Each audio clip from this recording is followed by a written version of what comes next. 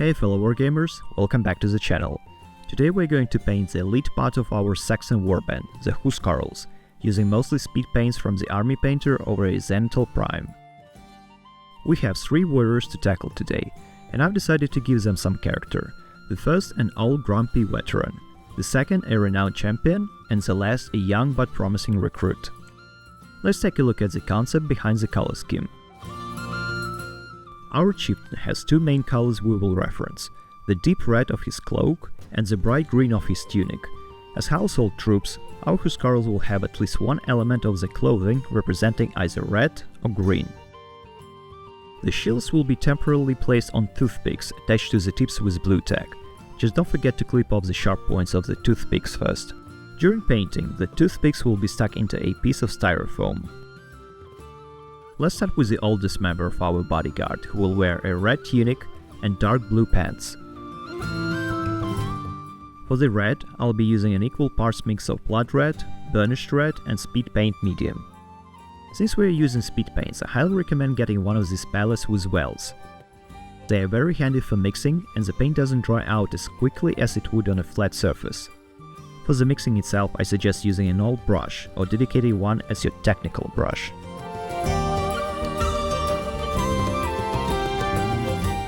My main workhorse today will be a synthetic size 4 brush, though I'll be switching to a size 6 from time to time. Since I want this warrior's tunic to look like it's seen better days, I think this mix works very well. The bright, rich red is still showing through, but it's desaturated enough that it doesn't look brand new. Speed paint medium is something I use almost all the time. The paints can dry really quickly, and I want to avoid these dreaded coffee stains. I also like to experiment with the color's opacity. If I'm not satisfied with the first layer, I can always build it up with subsequent layers. In contrast to the tunic, for the pants I will use Cloudburst Blue mixed 1:1 with the speed paint medium. The principle here is simple. We have a desaturated but still bright red, and we want the pants to be a complementary color to create a nice contrast. This principle works very well across most models. But I also have a great example of bad contrast for you. Our second Huscarl will wear a red cloak, a blue tunic and off-white pants and a scarf, and you will soon see what I mean by a bad contrast. To achieve a bright deep red, I'm using an equal parts mix of slaughter red, blood red and speed paint medium. Red is an aggressive color, and I think it fits really well with this model's pose, as he prepares to swing his day and axe.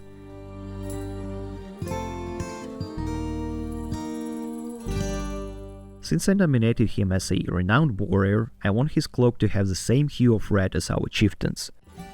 He showed his skill on the battlefield, and one of his rewards was a piece of beautiful red fabric. It doesn't just represent him as one of the chieftain's closest men, but also his status in society, which an ambitious warrior is very concerned with. Unfortunately, in my excitement, I completely forgot my plan and painted the lower part of his tunic red as well. Whoops!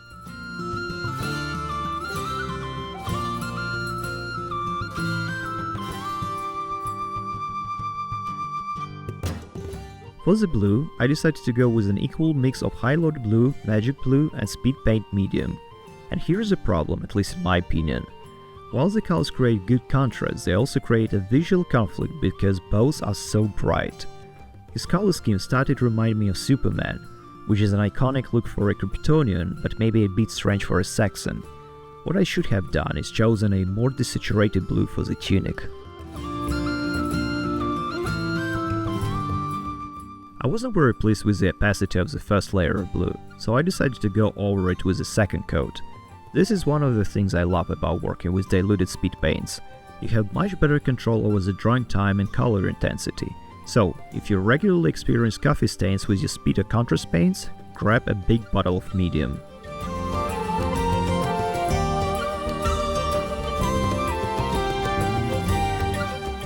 Here's our youngest warrior, and I'll say upfront that I like how he turned out the most. He will sport a bright green cloak, a khaki tunic, and black pants and scarf, which will all come together nicely. For the bright green, I'll use an equal parts mix of Absolution Green, Forest Bite and Speedpaint Medium. Another important tip is to test your paints before applying them. Unfortunately to me, I'm quite stubborn about this, and I tend to learn this lesson the hard way almost every time I start a new project. Absolution Green, despite being labeled as a deep green, is actually quite minty. If you combine it with bright red, you'll get yourself a Christmas elf, not a warrior. This is why I mix it with Forest Bite to add warmth and a tiny touch of yellow. For khaki, I will use an equal parts mix of Brownish Decay, Palette Bone and Speedpaint Medium. Here's why this color scheme works so well. While the tunic and cloak colors are both bright, neither looks out of place because the khaki we chose is a neutral color. It doesn't compete for your attention, instead it emphasizes the bright catchy color on the cloak. It's like a sidekick for the main color you want the viewer to focus on.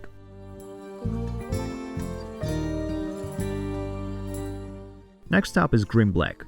Mix 2:1 with Speedpaint Medium for a longer drying time. I don't want to change the opacity of the black too much, so I'm just adding a little medium to avoid possible coffee stains. To be honest, Green Black isn't my favorite, it has a strange greenish hue. I've tried Citadel's Black Legion and enjoyed it much more, but I prefer my paints in dropper bottles, so I stick with the Army Painter.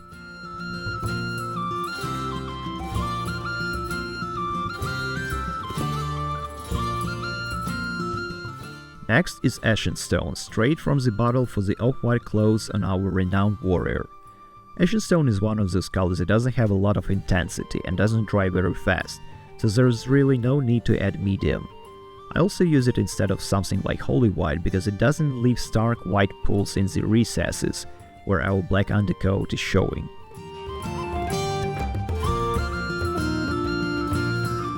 For the leg straps on our old warrior, we'll use the previous khaki mix. As you can see, being a neutral color, it works very well with both the red tunic and dark blue pants. It doesn't steal your attention, so to speak. Really like this color. Moving on to 1:1 mix of Satchel Brown and Speedpaint Medium. This is our first universal color for all three models, so I'll be showing you the rest of the process on our youngest warrior. We will use this mix to paint shoes, pouches, scabbards and chainmail undercoat on all the miniatures. Satchel Brown is probably one of the fastest drying colors in the range, so diluting it is a must to avoid coffee stains.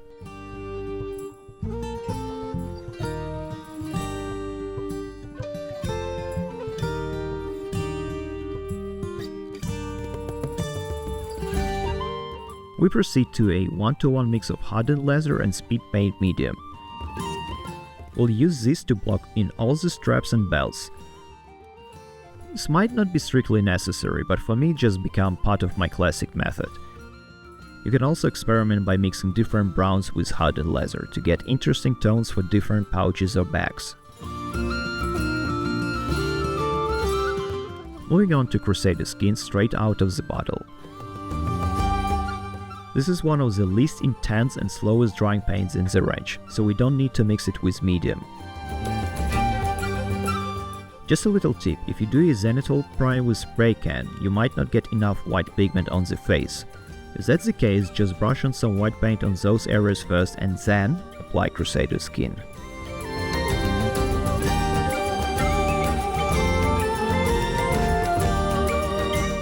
Next is a 1:1 mix of hardwood and Speedpaint Medium for all the wooden parts. Like the other browns, hardwood tends to dry really fast and leave coffee stains, so I highly recommend diluting it. When applying this to a weapons shape, be careful not to accidentally touch the hands. Use slow, controlled motions. And by the way, don't forget to cover the rear of the shields as well. We almost forgot about them.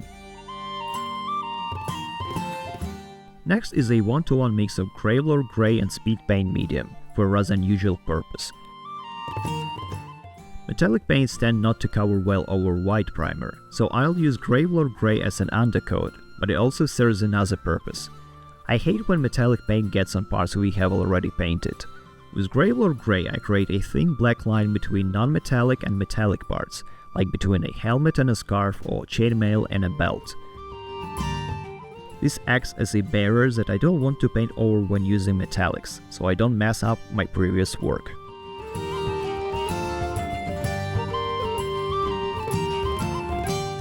Don't forget to do the same thing for the shield, the bars, the rim and the rear bracing plates.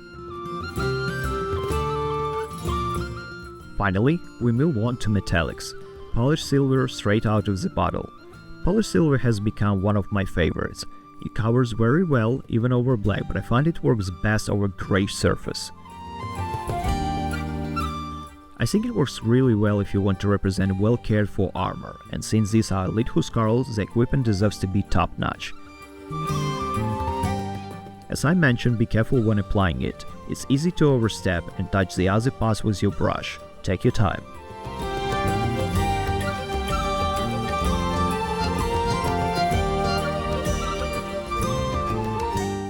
Our next metallic is iron hand steel, slightly diluted with water. I apply this to the shield's metal parts and the axe head. First, I like when armor and weapons have different metallic tone, and second, using a normal acrylics help with the paint control in these smaller details.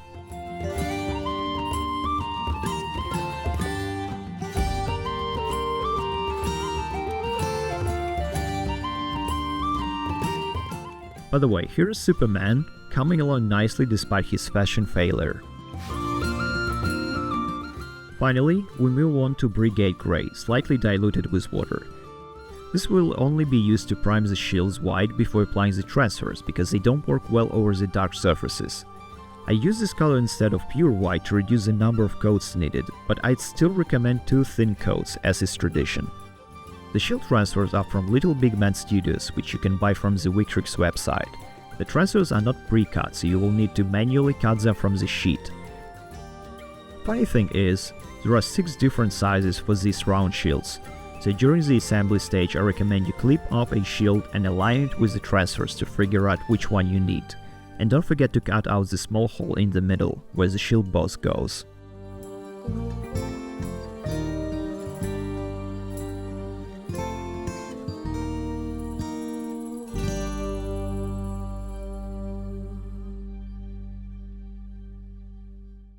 Once you've cut the transfer, remove the plastic film from the front. Carefully align the transfer with the shield and press it down, tapping it slightly with your thumb.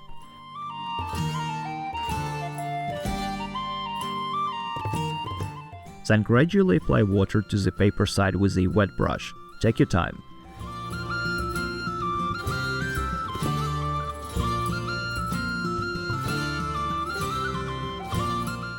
Once the paper is wet enough and the design shows through, you can carefully slide the paper part off.